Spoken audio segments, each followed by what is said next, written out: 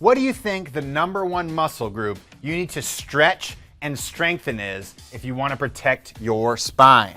All right, a lot of people think it's all these muscles right here that run vertically around the spine. You see people doing like downward dog and child's pose and things like that to stretch their spine. But that's not the one I'm thinking of. I'm thinking of these muscles right here, which are the muscles right here and all the muscles deep down inside in here, right? These are your obliques, your transverse abdominis, your internal obliques, the deep core muscles that keep your spine rigid.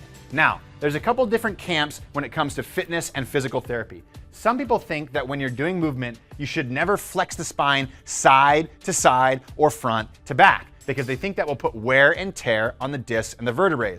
But I have a question for you. If nature designed our bodies over hundreds of thousands of years, why did it give us so much flexibility inside of our spine if it doesn't want us to move the spine?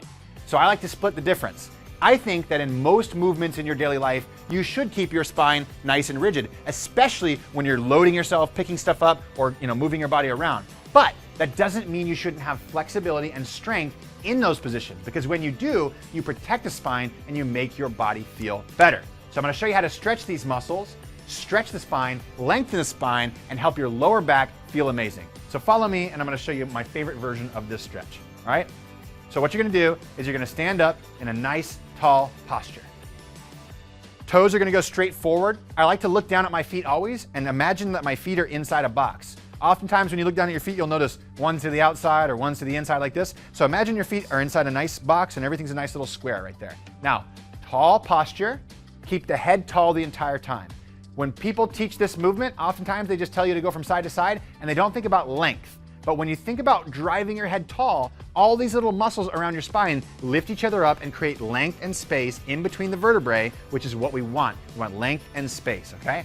Place one hand on your hip, bring the other hand to the outside, point your thumb towards the back wall, and you're going to bend over to the side. Now, another thing to be mindful of is not just tall to the top of the head, but instead of thinking about dropping your rib cage towards the ground, you see how I can kind of just collapse my body like this? That's putting pressure on the spine. Instead of doing that, think about lifting your rib cage toward the sky like this. So not this, this.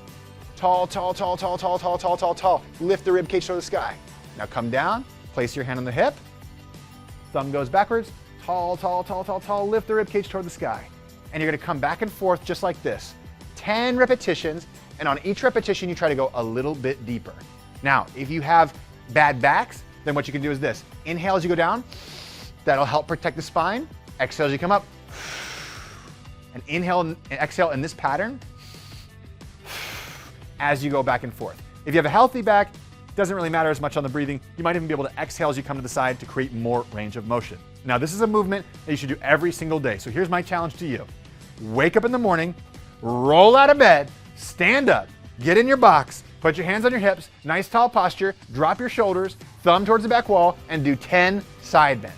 Do this every single day for the next week. 10 side bends every single day for the next week, and watch what happens. Because you're really only one move away from feeling better in your body. And if you want to strengthen and stretch your lower back muscles so you can actually feel good throughout the day, well, then the simple side bend is the move for you. Give it a shot, okay? I promise you won't regret it.